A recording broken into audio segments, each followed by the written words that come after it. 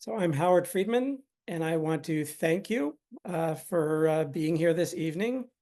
This is many more people than I expected. Please be aware that closed captioning is available by clicking the CC button at the bottom of your screen. And uh, I want to begin with some thanks. First of all, many thanks to the Workers' Circle Arbiter Ring and of Northern California, which provided support and gave me much encouragement. And to our co-presenters, the Jewish Folk Chorus of San Francisco, CLES California, and New Lair House. And as always, the friends of the Jewish Community Library, who make everything we do at the library possible, particularly now that the library is independent. And tonight's program is made possible in part by Emily Brewer, in honor and memory of her father, Dr. Richard Brewer, and by Richard Krieg, in honor of David Medlin. In attempting to dig through the past, I've been aided enormously by several factors I do want to mention. One is the great work done by the Judah Magnus Museum, now the Magnus Collection, in preserving some of this history through collecting ephemera related to Western Jewry and conducting oral histories with San Francisco Jews of Eastern European origin back in the 1970s, and making a good portion of that material available digitally. The second is Fred Rosenbaum's invaluable efforts to record the history of Bay Area Jews, which few other historians have done. And the third is just an acknowledgement that we're living in a golden age in terms of our access to newspapers of the past, which I'm going to draw heavily on in tonight's presentation. And just a few years ago, the J, formerly the Jewish Bulletin, formerly the Emmanuel, digitized all its past issues from its origins in 1895 through the present day, which was an enormous help. The research for this program would have consumed hundreds of hours were it done 20 years ago. And finally, I want to thank Denise Selleck, who volunteered as a research assistant to help go through this wealth of material now available digitally, and who aided me enormously. Thank you very much, Denise. A few caveats. The first is that what I'm presenting tonight is the intersection of Yiddish language and local history. So if you are fluent in Yiddish but don't really know San Francisco, some parts will be interesting and some really may feel extraneous, and vice versa. If you're fluent in San Francisco but not in Yiddish, the same. And if you're familiar with neither, good luck. Secondly, although I advertise this as Yiddish San Francisco, I'm really barely making it past World War II tonight. So there was just too much. And there may be a part 2 down the line, which will include the Bay Area's many efforts to revive and sustain Yiddish language and culture. The final caveat is that I'm not an academic historian, but rather a history buff, and I'm smart enough to know the difference between the two. So I'm giving a perspective that is more based on reading and uncovering things with an emphasis on materials that made it into the newspapers. I don't claim to be an expert, and that said, I think you're going to find a lot of history tonight that has been buried for years, and I'm happy to answer questions at the end to the extent of my ability. So San Francisco's Jewish community is different from many other American Jewish communities in having a history in which Jews from German-speaking lands achieved enormous economic and social success. In the mid-19th century, Jews made up a tenth of the city's population, the highest percentage in any city west of New York. And by 1880, San Francisco had the second highest Jewish population in the country. And they were really doing quite well, uniquely well, socially, economically, and politically. And anybody who wears Levi's or goes to Mount Sutro or Stern Grove knows that we live in the shadow of these 19th century Jewish immigrants who made it big. And virtually all of them were from what is today's Germany. And the way San Francisco Jewry has been remembered in history has tended to reflect the primacy of that German Jewish narrative. For example, nearly every person mentioned in Irina Nerel's book, Our City, The Jews of San Francisco, had origins in German-speaking lands. And don't get me wrong, it's an incredible story, but Eastern European Jews also came to San Francisco, and their story does tend to get lost. So I'm going to be looking at their experience specifically through the lens of Yiddish language culture, as Yiddish was the language they brought with them. The height of Eastern European Jewish migration began in the 1880s, and Jews tended to head to the cities of the Eastern Seaboard and then to Chicago. Far fewer arrived to the West, but remarkably far more came to Los Angeles than to San Francisco, and there's a reason for that. The established community did not extend a welcome mat to these new immigrants. There was a great deal of fear that this much less acculturated and educated group would endanger the standing of the Jews from German-speaking territories who had established themselves so successfully in San Francisco. Rabbi Jacob Vorsanger of Congregation Emmanuel, who was born in Germany and who was effectively the leader of the city's Jewish community, actually sought to prevent their immigration. "We are confronted by an invasion from the east," he said, and he warned that the entry of what he called the riffraff of Europe would endanger what German Jews had built in San Francisco.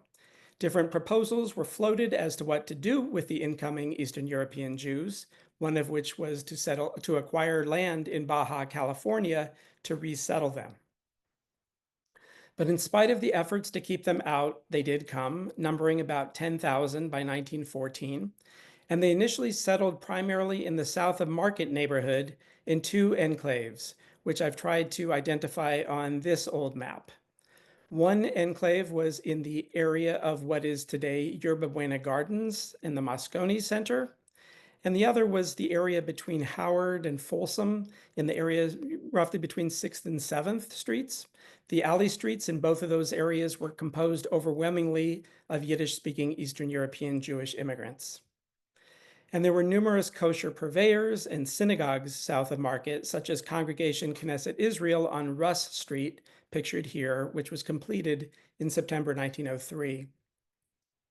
Tragically, the south of Market area was completely destroyed by the 1906 fire, and the community was left homeless. Some did return south of Market when they could.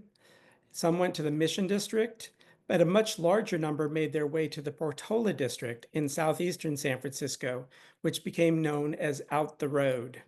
The neighborhood included synagogues, kosher grocers, and a settlement house run by Emmanuel for new immigrants.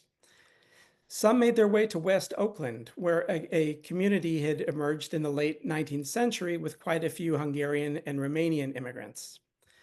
But most Jews made their way to the Fillmore District, which became the second largest immigrant Jewish neighborhood west of the Mississippi after the significantly larger community of Boyle Heights in Los Angeles. Jews lived in many parts of the Fillmore, but the heart of the Jewish quarter was from Steiner on the west to Laguna to the east and from Eddy to Grove. And the epicenter was McAllister Street. And these three communities, West Oakland, Out the Road, and the Fillmore-McAllister District, were all emphatically Yiddish-speaking. And I should mention that after 1920, we can add Petaluma's left-leaning agrarian Jewish community as well. I'm going to be focusing, however, exclusively on San Francisco tonight. Petaluma and Oakland really deserve their own programs, and this will not be it. Just to be clear, the numbers we're talking about are not huge. This openly racist survey of so-called foreign white stock done in California in 1910 puts the number of people in San Francisco with Yiddish or Hebrew as their native tongue, and since Hebrew was uncommon as a first language at this time, this really does mean Yiddish, as 5,254, or 1.3% of the white population of San Francisco. And I hate to say that. That is likely an undercounting, and the number did grow significantly during the following decade as immigrants continued to arrive, especially with the dislocations that accompanied World War I. McAllister area was particularly known as a Yiddish-speaking neighborhood. Here's a nice little vaguely racist article about an orchestra with a piece that goes to various neighborhoods, and it stops at McAllister Street for a concatenation of Yiddish noises. And keep in mind that it wasn't just people who didn't like Jews who didn't like hearing the Yiddish. Here's a note in the Emmanuel about a prominent local Jewish leader who says that a solution to the Jewish problem is fewer beards and less Yiddish.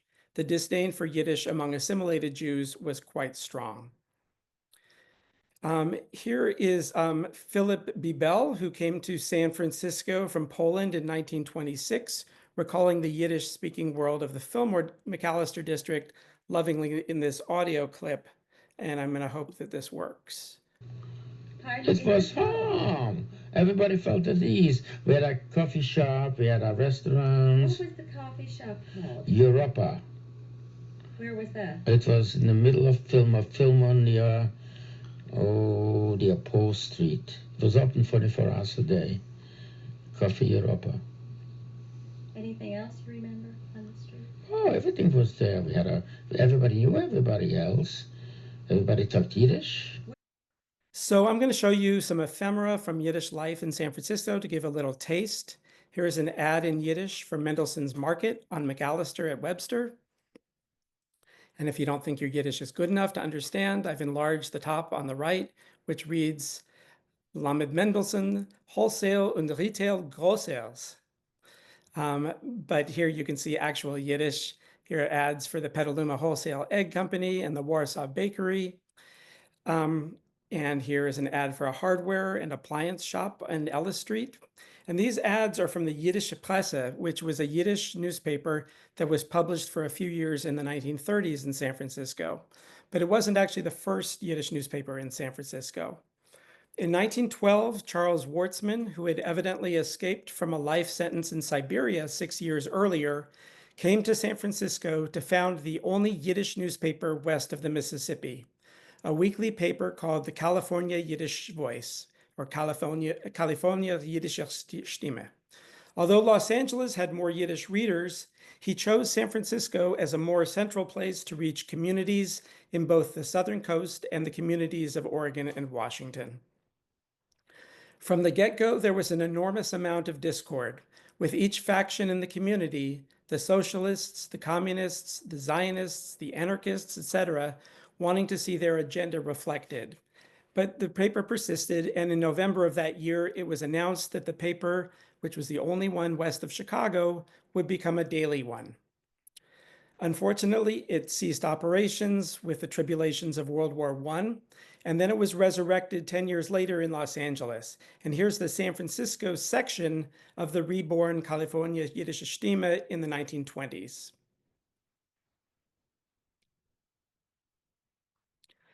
There were a wide range of events for Yiddish speakers in San Francisco, and I'm just going to share a few samples, all of which took place in this case in the Fillmore district. So here is the Bundist scholar and activist Baruch Charny Vladek speaking in 1911. Here's a lecture on Zionism in 1911, organized by the Agudat Zion Society.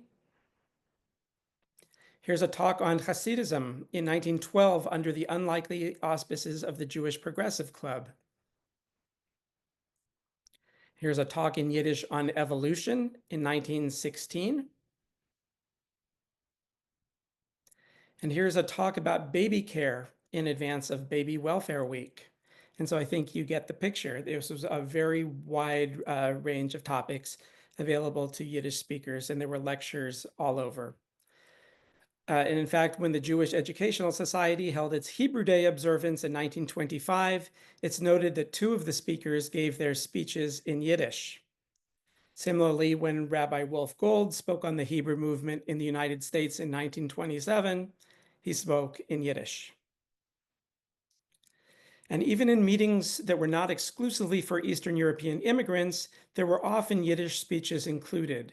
In fact, even at this meeting at Congregation Emmanuel, the headquarters of the German Jewish assimilated community, this was a meeting to raise funds to aid Jews impacted by World War I. You can see that it's noted that Rabbi Hirsch spoke in Yiddish, the first evidence that I can find of Yiddish uttered from the Bima of Congregation Emmanuel. And Rabbi Hirsch was an Orthodox rabbi at Anshe Sfard. And there were a wealth of Yiddish lectures that continued into the 1940s. Here's an example from the 1930s.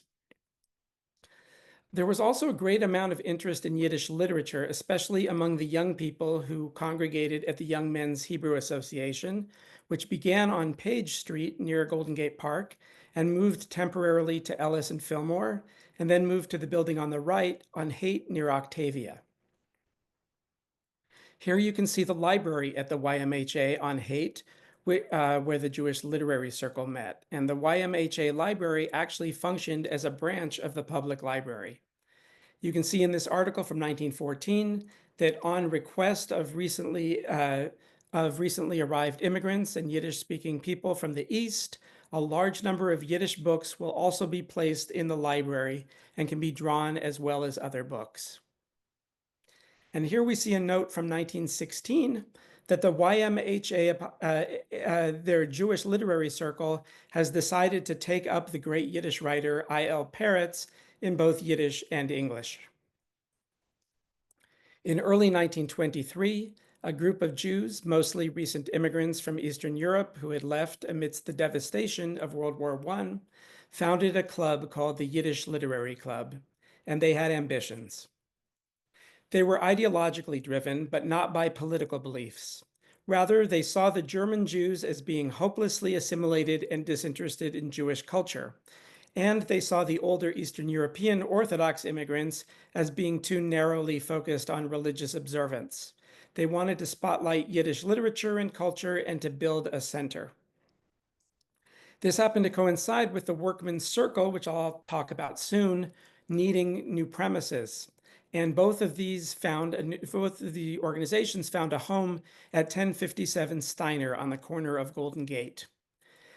This 1892 mansion, which is today a bed and breakfast called the Chateau Tivoli, served from 1917 to 1923 as the Emmanuel Sisterhood's residence for single Jewish women, which provided education and a place to live for working Jewish women, mostly immigrants. The residents moved to an expanded building on Page Street, and the building was now on the market.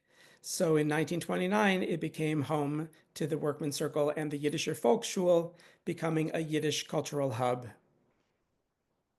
And here you can see that the building opened with much fanfare in 1929, including a 3-day Hanukkah Sabayis celebration. Here are examples of flyers for literary events and lectures at the Volksschule.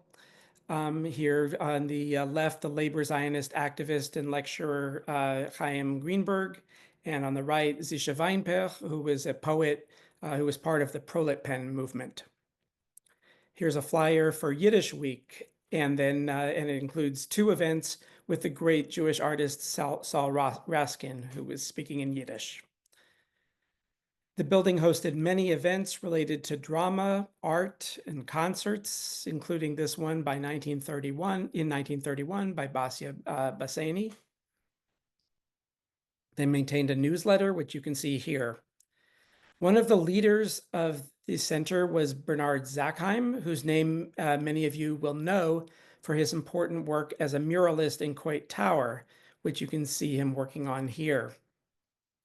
And notably the mural, which caused quite a bit of controversy, in which a man is taking a copy of Marx's Das Kapital out of a library shelf.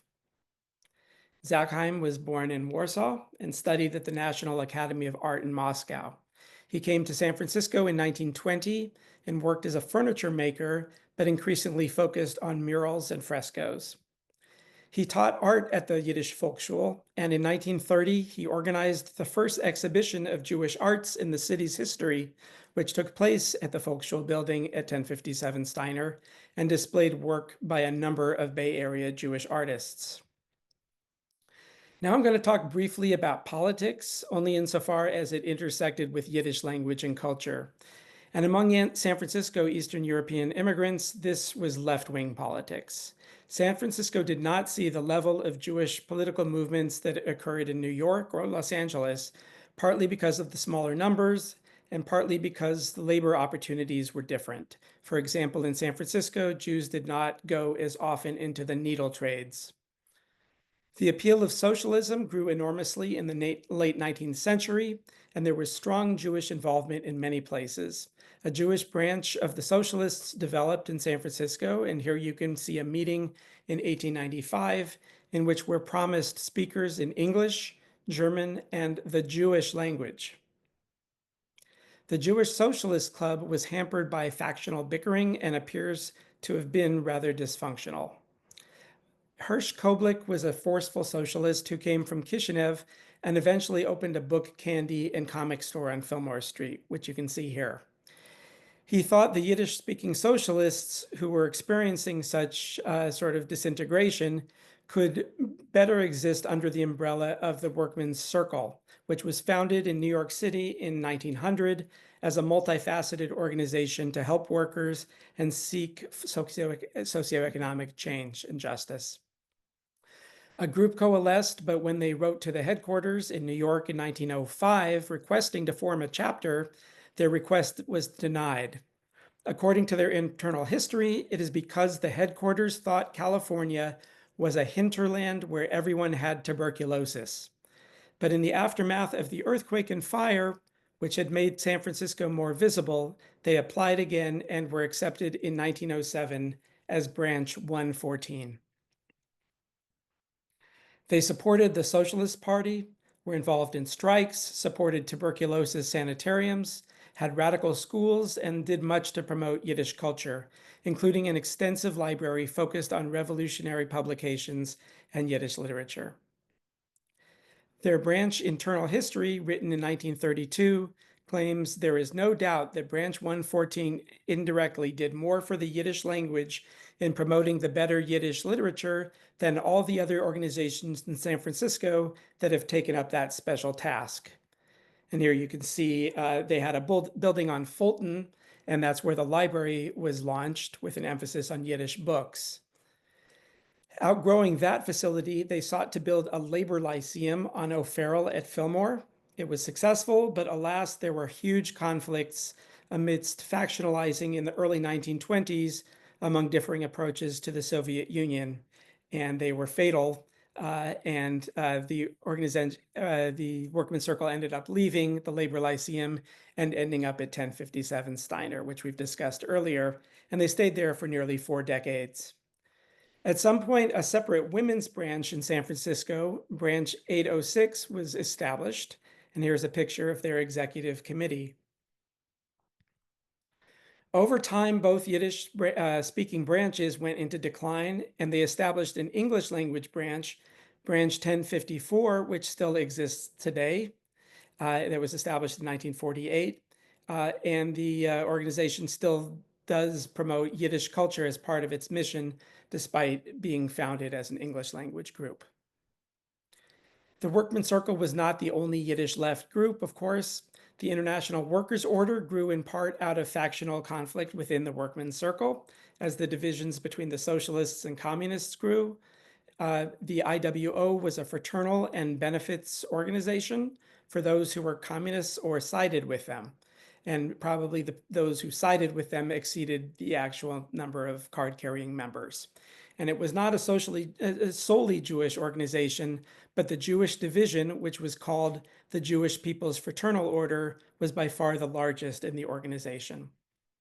And here is an event they held in 1948, which seems to be a normal Yiddish cultural event, but not everybody would have been so enthusiastic about a show organized by communist sympathizers.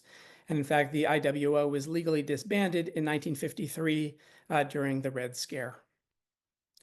The Jewish National Workers Alliance was the English name for the Yiddish Nationale Arbeiterverband, colloquially known as the Verband, which was a Yiddish-speaking left-wing Zionist organization attached to the labor Zionist Poale Zion movement. Here, for example, was a ball they sponsored with a drama presented by Yiddish actors, with proceeds going to the National Radical School Fund. Incidentally, here's the Turnverein Hall where the ball took place in 1916, and you may recognize it today as the Russian Center on Sutter. The Jiddische Kulturverband, meaning Jewish Culture Organization, and generally called by its acronym IKUF, was also a communist-leaning organization formed for preserving and developing Yiddish culture in Yiddish and in English through an art section, a writers group, reading circles, and publications. Here's an ad for an event with the prominent Yiddish writer Aleph Raboy, which was sponsored by IKUF in the 1930s. This was at the Geary Street Shul, which was Congregation Beth Israel, the largest synagogue in the Fillmore district. If you can read Yiddish, you can see that it's organized by Ikuf, with support from the Yiddish and Folk Corps, which was the Jewish folk chorus, Freuen Lehenkreis, the Women's Reading Circle, Odenbranch 119, which is the International Workers' Order local branch, and the Morgenfreiheit Komitee, which is a committee for the communist Yiddish newspaper, the Freiheit. The anarchist movement was not as strong here as elsewhere, although it did exist. I'm talking about the Yiddish anarchist movement. But here is Emma Goldman lecturing in Yiddish in 1913, albeit on a literary topic. I'm now going to spend some time on what may have been the city's most significant Yiddish political moment in 1943. The Jewish Anti-Fascist Committee was created in the Soviet Union during World War II to influence international public opinion and organize political and material support for the Soviet fight against Nazi Germany. Its chair was Shlomo Mechoils, one of the most celebrated Yiddish actors, who was the director of the Moscow State Jewish Theater. The vice chair of the committee was Itzik Pfeffer, who was the most popular Yiddish poet in the Soviet Union and also a lieutenant colonel in the Red Army. The two of them made a tour of the United States, which included San Francisco as one of their stops. You're, of course, looking at the English language flyer, which says Russia's fighting millions send you their spokesman, and does not mention that the speakers are, in fact, Jewish. By contrast, here is the Yiddish flyer, and I'm going to show you the top in close-up. It reads, "To all the Jews in San Francisco. In New York's Polo Grounds, 47,000 people greeted the Soviet Jewish delegation, Shlomo Mechoils, director of the Moscow Jewish Theater, and Itzik Pfeffer, colonel and the greatest Yiddish writer in the Soviet Union, who bring us greetings from our 6 million Jewish sisters and brothers and from the Red Army. Come greet our great Jewish artists." And here's an article about the event, which notes the two principal speakers, Professor Mechoils and Colonel Pfeffer, spoke in Yiddish. Perhaps 1/3 of the audience did not literally understand the language, but their interest was indubitably sustained by the alternate laughter and solemnity of the audience, as well as by the grace and gesticulations of the speakers. I also failed to mention this was at the Civic Auditorium in San Francisco, so this was a very large event. The article further exclaims, "What a brilliant tribute the Russian government has paid to the Jews of the world in general and the American Jewish community in particular in sending as its official spokesman 2 Russian Jewish artists. At a time when the American Jewish community is still reeling defensively from the punches relentlessly thrown by the Axis nations against them, Russia steps into the ring with smelling salts to help restore the American Jewish community to its sense, its pride, its prestige. In effect, the second greatest industrial power on earth has publicized to the world that its ambassadors for better understanding in America are 2 Jews who have been decorated for distinction in their artistic fields and for service to their grateful government." Of course, the tragic and ironic epilogue is that several years later, Stalin had both men killed, Mechoils in 1948 and Pfeffer in 1952. I'm now going to talk about education. The primary vehicle for educating children was the Jewish Education Society's Central Hebrew School, which had several small schools throughout the city, including the Portola and Mission districts. But the primary campus was the Central Hebrew School building at Grove and Buchanan, which was built for that purpose in the 1920s, and actually which is still around, but now a Korean community center. The school met every day, and instruction was focused on Hebrew and religion, but we do know that Yiddish was part of the atmosphere. In this article from the Emmanuel about the school's kindergarten in 1931, the writer observes, "The self-restraint and sober austerity that are suggested in those Hebrew letters were not in any way reflected in the attitude of the children or atmosphere of the school at the Jewish Educational Society on Buchanan and Grove Streets in this community. There they were assembled, 20 in number, in the outdoor court where they recited Hebrew words, sang Hebrew songs, and conversed in Yiddish. And incidentally, that's a picture of their cute school bus. For a sample of the school's events, here on the left is a Hanukkah celebration from 1926. I know it's hard to read, but you can see in this close-up that the students are putting on a two-act play called Nachas von Kinder that was performed entirely in Yiddish. And here's an article from 1933 announcing a Jewish Educational Society Purim celebration featuring a three-act play performed by the students in Yiddish called The Tragedy of Intermarriage, written by the school's principal, Rabbi Stolper. I'm sure it was gripping.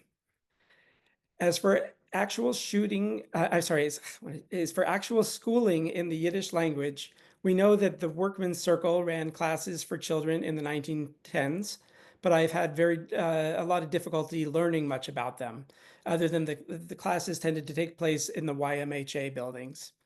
But I want to share this, which shows that there's a dance given in 1912 to raise funds for those educational efforts. The more prominent effort came in 1929 when the Yiddish cultural activists of the Yiddish Literary and Dramatic Club at 1059 Steiner Street, whom I've talked about, developed a school for children. It met 5 days a week, and they brought in educators from New York. Here's a pamphlet advertising the school. Here's a close-up. It says, translates to raise the Jewish child. Youth is the future of the people. Send your children to the Yiddish Volksschule. Instruction was exclusively in Yiddish, and here's a class with their teachers.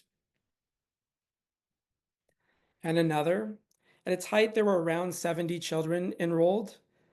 Unfortunately, it did not last very long. And here's a souvenir journal from the school's second year. The school boasted a 6-year curriculum with topics ranging from literature to handicrafts. But as I mentioned, the school did not last for 6 years. From the start, they had financial challenges. In 1930, they held this conference in order to get other Yiddish-speaking organizations to help shoulder the responsibility for keeping the school up.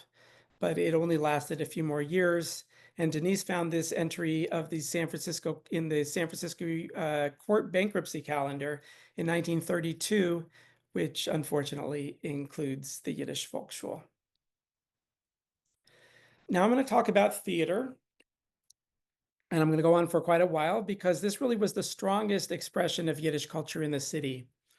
There was presumably Yiddish theater earlier in the late 19th century, as evidenced by this want ad from 1891 for young ladies and gentlemen speaking the Jewish language and desire or ability for the stage. But I'm going to begin in 1905 with this note of excitement from the Examiner that San Francisco will finally have a real ghetto troupe coming to town. And this was Glickman's Yiddish Theater company coming from Chicago. They played the Columbia Theater, which was at 11 Powell Street at Market Street. The excitement was such that Glickman then leased the Alhambra Theater at Jones and Eddy, pictured here, in order to have a permanent home for Yiddish drama in San Francisco. And as you can see in this ad, the Alhambra was indeed advertised as the permanent Yiddish theater. Here's a review which praises the production as one of the greatest witnessed in the city in a number of years. It also notes that the great realistic drama, The Jewish Massacre in Kishinev, will be given with nearly 100 people in the cast. That's not everybody's idea of entertainment, but it must have been something. Alas, though, even with a permanent Yiddish theater, nothing is permanent. And you can see that the Alhambra Theater, you can see it at the bottom left of this photograph, and the growing fire that would consume it and everything around it to the right. The first post-earthquake drama I could find was Largman's Yiddish Players putting on Yiddish plays in 1907 at the Davis Theater, which was a makeshift theater erected at McAllister off Fillmore just 2 months after the earthquake and fire. Here you can see an ad for the company playing in Kol Nidre and Gabriel, billed as the Yiddish La Tosca. The Examiner reports that the Jewish performances at the Davis Theater have hit the popular favor of the Yiddish folks, and the engagement of the New York famous Yiddish players has been extended and the company strengthened.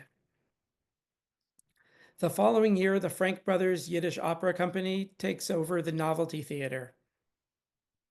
The Novelty, which was at the corner of Steiner and O'Farrell, it's important to remember that although downtown San Francisco was being quickly rebuilt, the Fillmore district had really become the new entertainment center of the city. So there were a bunch of these makeshift theaters built very quickly.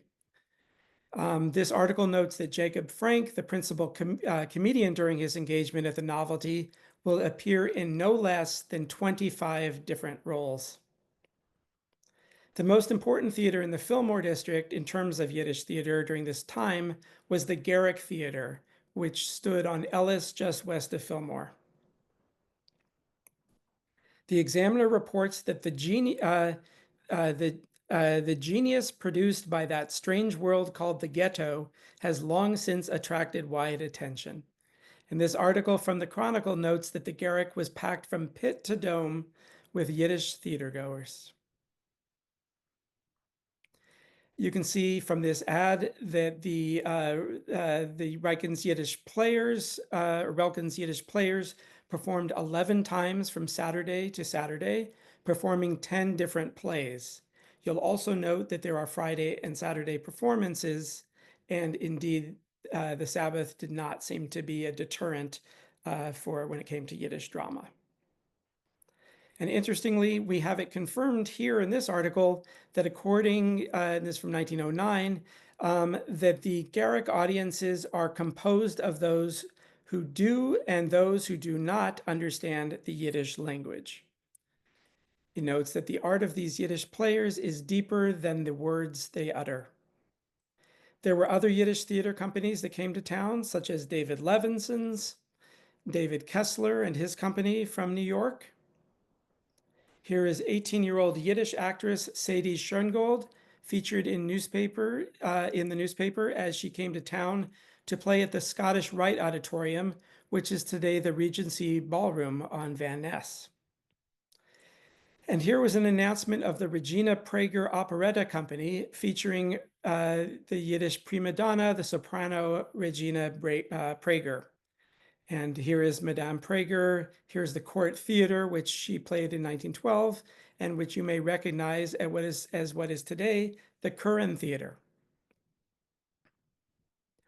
The great Yiddish actor Jacob P. Adler came to the city in 1913, playing his signature role, the Yiddish King Lear. And here he is as Lear. He was really the most popular Yiddish actor of his day. Note that this Columbia Theater where Adler played is different from the pre-earthquake Columbia Theater. This one is on Geary. And in 1928, its name was changed to the Geary Theater. Many of you will recognize it as still being around today. Adler appeared a month later at the Valencia Theater on Valencia near 14th Street in the Mission District. The Call and Post wrote, San Francisco has long been noted for its appreciation of the great things in the arts, in music, and in the drama, but the overwhelming receptions according the sterling Yiddish actor Jacob Adler have set a new mark for enthusiastic San Francisco. This is quite the endorsement when you recall it comes from the general press reviewing a production in a foreign language. David Kessler's Second Avenue Troupe from New York played the Columbia Theater the following year. And this questionable headline recorded a lovely development in 1920 with $50,000 to invest. A newly incorporated group called the Yiddish Literary and Dramatic Society of San Francisco announced its intention to establish a Yiddish theater in the Fillmore District. They quickly signed a contract with the Republic Theater at Sutter and Steiner for a large slate of Yiddish theater. And they produced a wide variety of Yiddish plays at the Republic, including this one, actually written by an aspiring San Francisco Yiddish playwright named Samuel Semon. But their triumph was in bringing Boris Tomaszewski and Regina Zuckerberg two of the most popular Yiddish actors from New York. And this was 1921. They played a number of plays, and we learned from the review that the local Jewish colony extended them a warm welcome. Furthermore, we learned from the review that one need not understand Yiddish to appreciate that Boris Tomaszewski is a remarkable actor. Again, evidence that non-Jews were watching these plays. The society announced very big plans for the future with visiting troops and a wide variety of plays. But those plans appear to have been scuttled when the man who ran the Republic Theater, E. Ezra, was arrested for cashing checks in the name of the Yiddish Literary and Dramatic Society's head, Morris Farber, and there were no more productions. But there were more elsewhere. The Vilna Troupe, one of the greatest Yiddish theater companies in the world, came to the Plaza Theater in 1924, and it was big enough news to have their lead actress, Sonia Alomis, featured in the newspaper. Which brings us to this oddity. You may notice the rare occasion of Hebrew script on the left of this page of the San Francisco Bulletin, which was not the Jewish Bulletin, the regular Bulletin in 1924. It turns out that the Vilna Troupe sent promotional material to the newspaper for coverage of their visit to San Francisco, but it was in Yiddish. So they printed a bit of it, following it with, "This statement has caused much interest in San Francisco. Chief of Police Daniel J. O'Brien says that he coincides entirely with his statement, and it's a point that he has maintained for a long time. Upon a whole, said Judge Graham, the statement is correct, but there are one or two details in which I do not agree." In 1929, a visiting Yiddish troupe led by Sam Auerbach and Sadie Schoengold, who was that 18-year-old actress back in, I think, 1912, they made the front page of the San Francisco Bulletin. And the article in the Bulletin quotes their director, Max Spiegelman, as saying, "It is our plan to give the Yiddish element of San Francisco the finest the Jewish theatrical world has to offer." But the highlight of 1929 came as Maurice Schwartz, the founder of the Yiddish Art Theater, and his company, which included the great actress Celia Adler, came to the Columbia. And this is the third time we see the Columbia, and each time it refers to a different theater. As the previous Columbia had become the Geary, this Columbia represents a short-lived new name for the Tivoli, one of San Francisco's grand theaters at Eddy and Mason. So you can see that this visit was followed by the stage production of Dracula starring Bela Lugosi. Here's a review of Tevye in the San Francisco Bulletin, and the picture notes that Schwartz, who performed in 8 plays during his week-long visit to San Francisco, could also play modern romantic lead roles. It earned an article in the manual by Leo Hone, and I was struck by one paragraph he wrote, marking his rare encounter as this mild-mannered, assimilated Jew with the Eastern European immigrant Jews of the city. He writes, "After a few minutes, my attention shifted from the drama on the stage to the audience about me. The manners of the audience were, on the whole, of the types that seldom, if ever, are found in the American legitimate theater, being, for the most part, foreign-born Jews. I was amazed to discover the keen interest and enjoyment which the play aroused in them, and the understanding and appreciation which they manifested for the numerous subtle bits of splendid acting. My allegiance became divided, and I spent as much time watching the audience as I did the play. Really, there were 2 dramas going on before me at the same time. I'm not sure even now which was the better conceived or the more interestingly acted." But immigrant Jews were not the play's only fans. It's noted at the bottom of this review in the SF Bulletin that even the bloodthirsty mob consisting of local talent such as young Phil Bebel, Waxman, and other promising players proved highly interesting. Which is a nice segue to my next focus. While I've been discussing the primarily East Coast-based major Yiddish acting companies, there were also homegrown efforts to have Yiddish theater in San Francisco. We return again to the Yiddish Literary and Dramatic Society. In their own words, on a rainy winter evening, a few young men sitting around over a hot glass of tea were thinking of ways to reawaken the cold and indifferent Jewry of the city. They came to the conclusion that only through Yiddish theater will it be possible to reach their hearts and plant a longing for the Yiddish word. They organized a troupe under director Moshe Karp and started rehearsing. Their first production was based on Sholem Aleichem's work, and they combined with the Literary Society and pooled their efforts. They developed a particularly strong relationship with the great Yiddish playwright Peretz Hirschbein, who came to live for a short while in Carmel. And here he is on the right in a San Francisco backyard.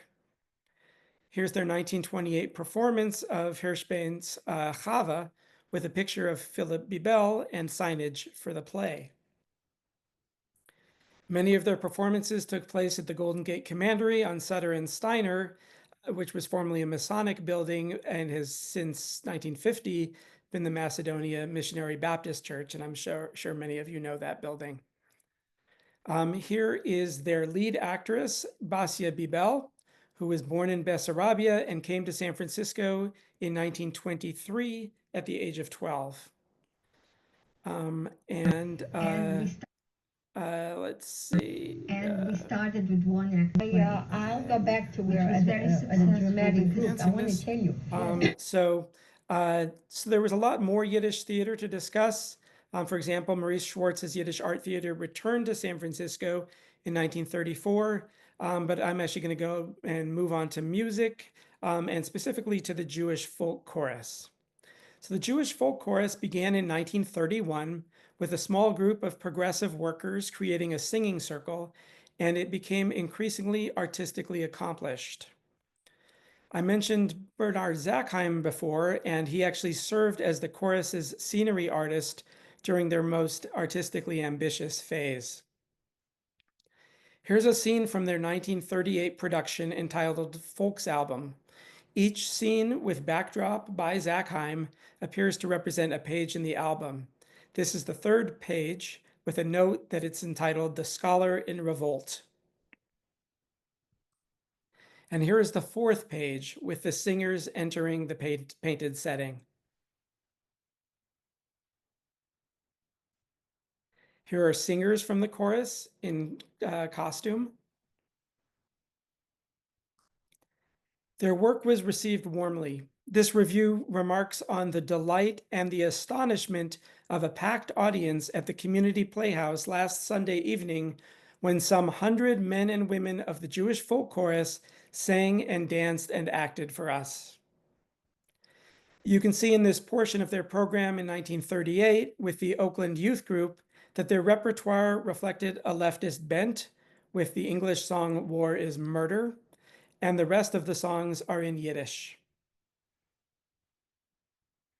And in 1944, they presented a version of Johann Sebastian Bach's Peasant Cantata fully in Yiddish. And what's wonderful is that this chorus continues today and continues to thrive. Now I'm going to talk about Yiddish film in San Francisco. The first Yiddish language sound film shown in San Francisco was in March 1933 at the American Theater on Fillmore between Turk and Eddy. This article says Hebrew, but it was indeed Yiddish. The film played the following year at the President Theater on McAllister, although the ad here didn't actually mention the title. Here is Yidel mit dem Fiddle, the iconic film with Molly Picon, shown in 1937 at the Clay on Fillmore, which many of you have been at, and only recently closed.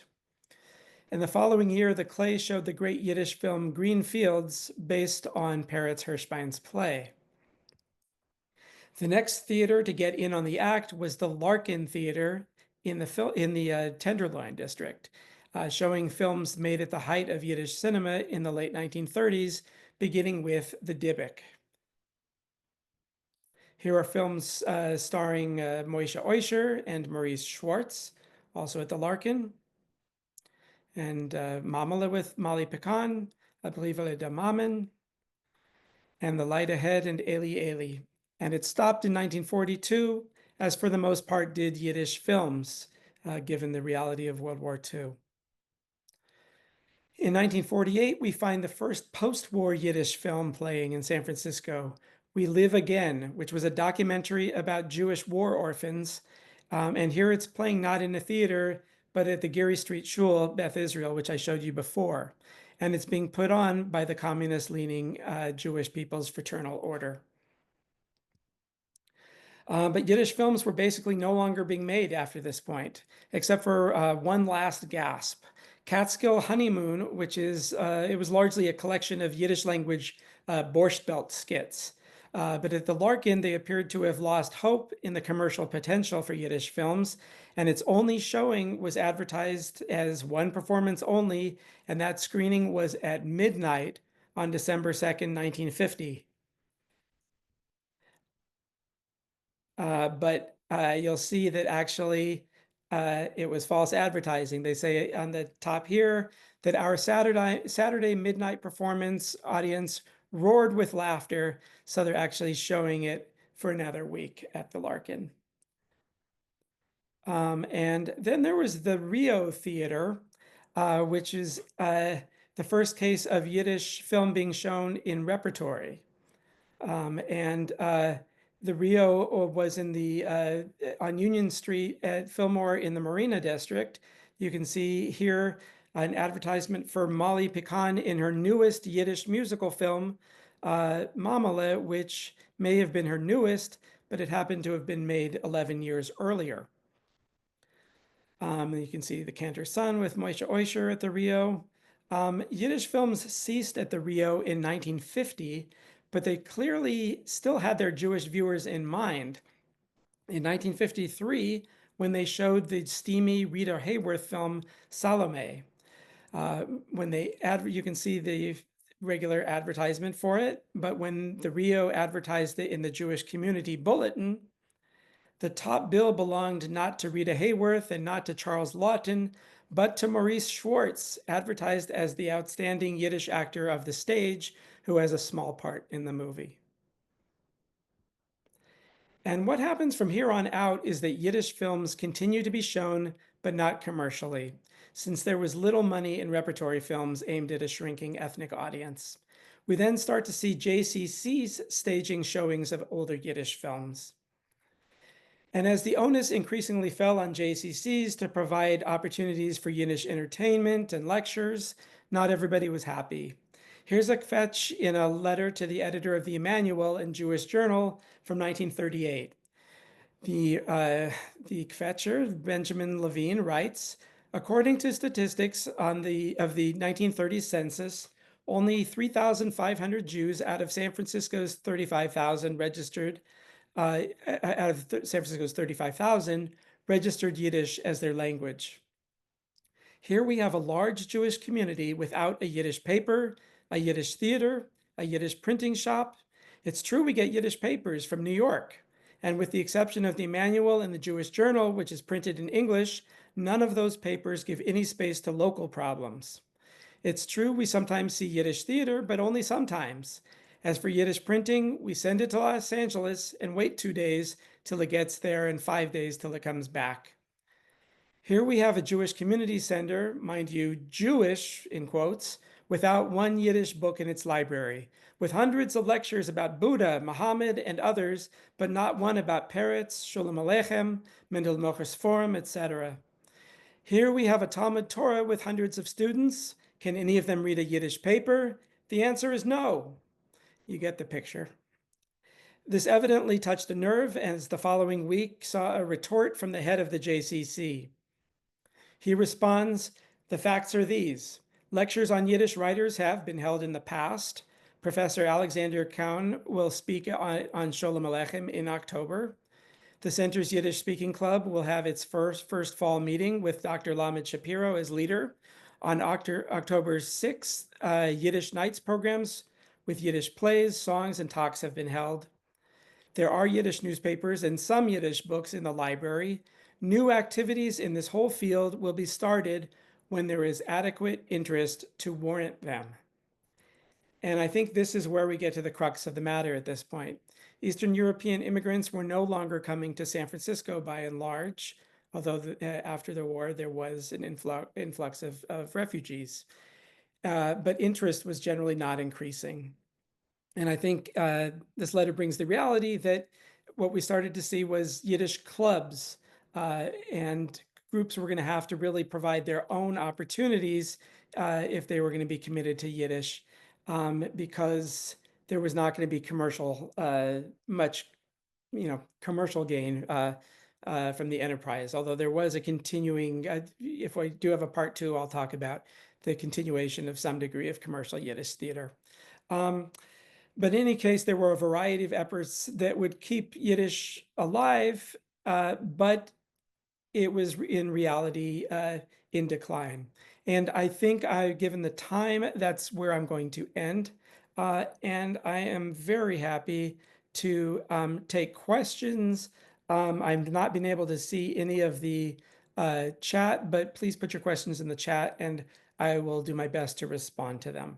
Okay, let me just stop share and open the chat, and oh boy. Okay, so I'm going to do my best to answer some of the questions. So the question that just came in: why was there such a decline in the in Yiddish culture? And the answer really comes with more than anything else. It comes with the change in American immigration policy in the 1920s, which dramatically reduced the number of Jews who could come into this country from Europe. And so without new immigrants, that was really the lifeblood of Yiddish culture was immigrants. And so as more Jews sought to assimilate or sought to, learn English for the future, there was just less of a receptive audience for Yiddish language events or to put on events celebrating Yiddish culture. So let's see. Yes, there's a mention that there were other newspapers. The newspapers I was talking about specifically were those that were produced in San Francisco. There were quite a variety of Yiddish daily newspapers. Besides, I mentioned the Freiheit, there was the Vorwärts, there was the Morgen Journal. There were lots of newspapers, and stores in San Francisco sold Yiddish newspapers from around the country, but there was a very small period during which they were actually produced in San Francisco. And so let me go ahead and look through some of the additional questions. And let's see. There was okay, sorry here. There's the question about whether Boris Tomaszewski was Michael Tilson Thomas's grandfather, and yes, I forgot to mention that. So there's a strong local connection with Boris Tomaszewski's playing in San Francisco. So a question: did the haughty German Jews attend these cultural Yiddish events? And for the most part, the relationship, for the most part, no. And I think somebody else mentioned here, not all German Jews were haughty. And in fact, what was interesting, and I didn't talk about because it wasn't really Yiddish language, there was something of a rapprochement between the communities that happened when Congregation Emmanuel actually brought in, they wanted to, in the late 20s, do a production of the Dybbuk in English. The Dybbuk had really become all the rage. It was the most popular Yiddish play or Jewish play. And they put on a production, and they actually had the director of the Habima Theater. They brought him in, paid a lot of money for it. And they had actors from Emmanuel, but the the director, Zemach of Habima, didn't actually speak English. He spoke Yiddish. And so they needed some Yiddish language folks and Yiddish language actors to help be the sort of intermediaries between them. And that helped bring the Yiddish, a lot of the Yiddishists really had a sort of high horse. They looked down on the German Jews, even as the German Jews looked down on them. Many of the Yiddishists thought they were sort of superior. And this was a chance for them to actually encounter each other. And they developed a much more positive relationship. And so these extremes really didn't hold for the most part when you can't come to the masses of people. But the prejudices still did hold on it for decades in the city. Incidentally, when I talked about that rapprochement, Philip B. Bell, who was one of those Yiddishist activists, really says that was one of the things that went wrong for the Yiddishists, is that once they sort of felt like they were part of the larger city, they lost a little of their oomph and some of their. So I'm going to look at some of the other questions. Oh, there was a question about, what Joel and Diana asked. What was the Yiddish text in the English language paper? That text that came from what was it, the Vilna troupe that went to that paper? What did it actually say? And it was simply exclaiming excitement about I translated it. It was just saying that they were going to do a great production and lauding themselves to make a do about their production. And so it didn't say much. So a question whether the 1929 economic crash affected the Jews in San Francisco. It absolutely did, and that had a very negative impact. But one of the interesting things is I talked about that group, that was really the homegrown theater, and their height was really at the time of the Depression. They really weren't in it to make money, and so they were in to promote Yiddish culture. And so whereas Yiddish theater did really go into decline during the Depression in San Francisco, there were still lots of performances because they were so energetically behind it. Question about the couple of Adlers mentioned. Were they part of the famous Adler acting family? Yes, they were the famous Adler family. And let's see. I'm just looking for more. Okay, so Judith Taylor writes, Cantor Rinder and Emanuel discovered both Yehudi Menuhin and Isaac Stern as very young children. He talked the German congregation into paying for their musical training and buying good instruments and supporting travel expenses. That is absolutely true. And Rinder is actually something who was not actually a German Jew, was actually a really important figure. His name popped in that in the YMHA reading group, but he actually incorporated Yiddish in his own repertoire, but was very friendly towards the Eastern European Jews, and it was actually and yes, the Yehudi Menuhin's father was the principal of the Hebrew school, but both of them were Menuhin and Isaac Stern, and also Leon Fleischer, who came from the neighborhood, were all Eastern European Jews from the Fillmore who did good in music.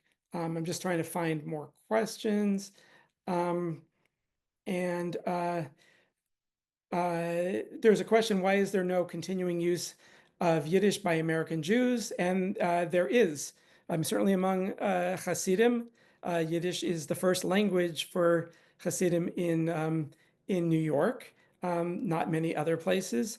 There are a certain number of Yiddishists, of Yiddish speakers who bring their children, who aren't necessarily religious, but bring up their children in Yiddish, or who speak with each other in Yiddish. But the fact is it's just the consequence of numerous factors that go with the decline of Yiddish, which are assimilation, the Holocaust, which killed most of the world's Yiddish speakers, and the adoption of modern Hebrew as the de facto official language of Israel, and which really had a big impact on the decline of Yiddish.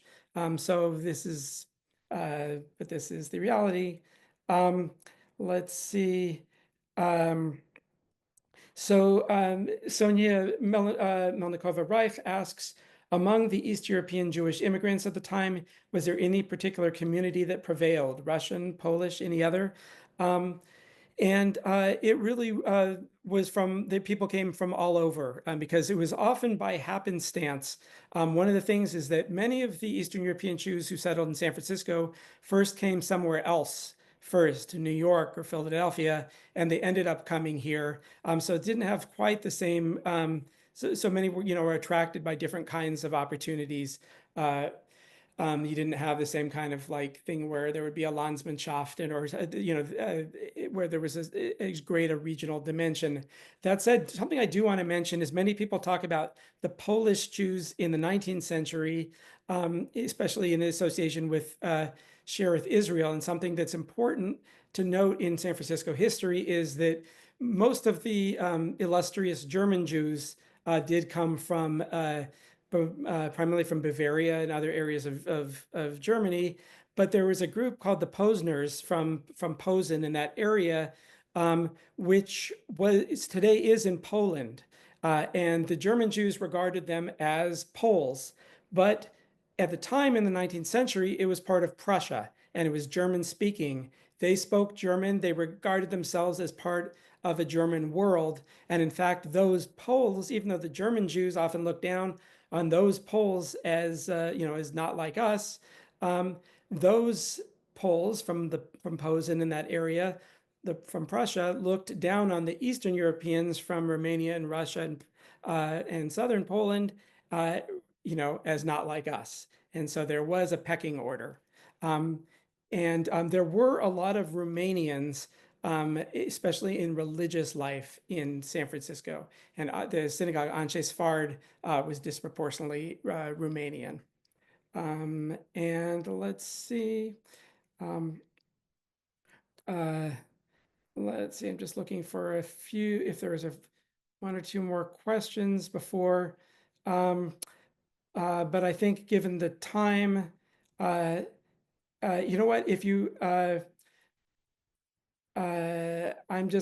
think I'm just going to, I'm having a difficult time seeing these questions. And so I think I'm just going to tell you that if you have any of these questions, you're welcome to contact me in private. And I'm happy to speak with you or answer your questions. And in terms of when we have a part 2, I don't know.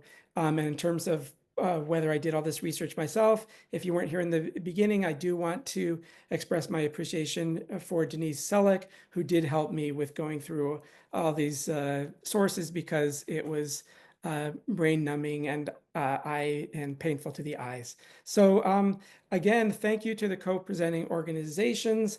I am so grateful, and I'm so grateful to all of you for being here with me. And I want to wish you all the best. And if I did record this, and I'll make it available. I know this was a lot of material and I went through it fast. If you do want to see it again, or if you have any questions, I'll be sending out something tomorrow with additional resources, some links to some of the resources like at the Magnus, et cetera, that you can look at some of these resources yourselves and some of the archival materials, and then to the recording of this program. So be well, and thank you.